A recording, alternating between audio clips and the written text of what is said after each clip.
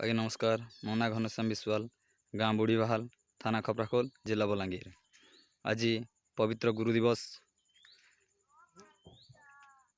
ଆମେ ଆମର୍ ଛୋଟିଆ କବିଟେ ହେବାର୍ ଲାଗି ଆମେ ଯାଉଛୁଁ। କିଛି ଗୁରୁ ନି ହେଲେ ତ କିଏ ହେବି ନି ଶିଖେ।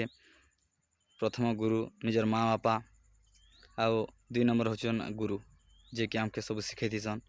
ସେମାନେ ଶିକ୍ଷକ ହେଇଥାଉଁ କି ଆମର୍ କଳା କ୍ଷେତ୍ର ହେଇଥାଉଁ, ଯେକୌଣସି କ୍ଷେତ୍ର ହେଲା, ସେମାନେ ଆମର୍ ଗୁରୁ ହିଁ ଗୁରୁ। ଆମର ବୟସରେ ବଡ଼ ହେଲେ ବି ଗୁରୁ, ଆମର ବୟସରେ ଛୋଟ ହେଲେ ବି ଯିଏକି ଆମକେ ଉପଦେଶ ଭଲ୍ ଶିକ୍ଷା ଦେସି, ସେ ହିଁ ଗୁରୁ। ଗୁରୁଠାରୁ ଆମେ ଆନନ୍ଦ ଶିଖିବା, ବସି ଥାଇ କରି ପାଠ। ପାଠ ପଢ଼ିଥିଲେ ସିନେରେ ବାବୁ, କରିବୁରେ ଦିନେ ନାଟ। ଗୁରୁ ବ୍ରହ୍ମା ଗୁରୁ ବିଷ୍ଣୁ, ଗୁରୁଦେବ ମହେଶ୍ୱର, ଗୁରୁ ସାକ୍ଷାତ୍ ପରମ୍ ବ୍ରହ୍ମ, ତସ୍ମୈ ଶ୍ରୀ ଗୁରୁବେ ନମଃ। ମାତାଞ୍ଚ ଶାରଳା ଦେବୀ ଗୋ, ପିତାଞ୍ଚ ପରମେଶ୍ୱର, ସାକ୍ଷାତ କମଳା ଦେବୀ ଗୋ, ମମ କଣ୍ଠେ ବିଜେ କର।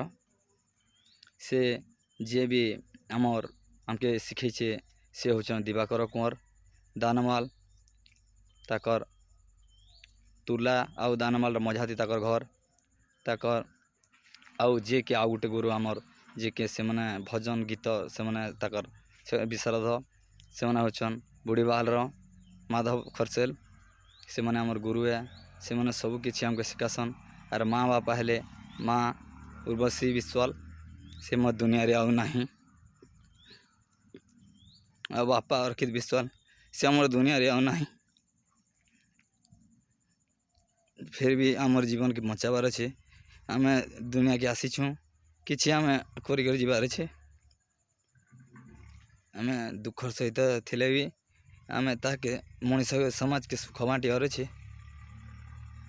ସେଥିର୍ଲାଗି ମୁଇଁ ଦୁଃଖର ସହିତ ଗୁରୁ ଦିବସ ଗୁରୁମାନ୍କେ ମୁଇଁ ଏତ୍କି ଜଣଉଛେଁ ଯେ ମୋର୍ ମା ବାପାର ଶ୍ରଦ୍ଧାଞ୍ଜଳିରେ ତମେ ଥିଲ, ବହୁତ ଖୁସି ମୁଇଁ। ସେଥିର୍ଲାଗି ଆପଣମାନ୍କେ ମୋର୍ ଶହେ ଧନ୍ୟବାଦ।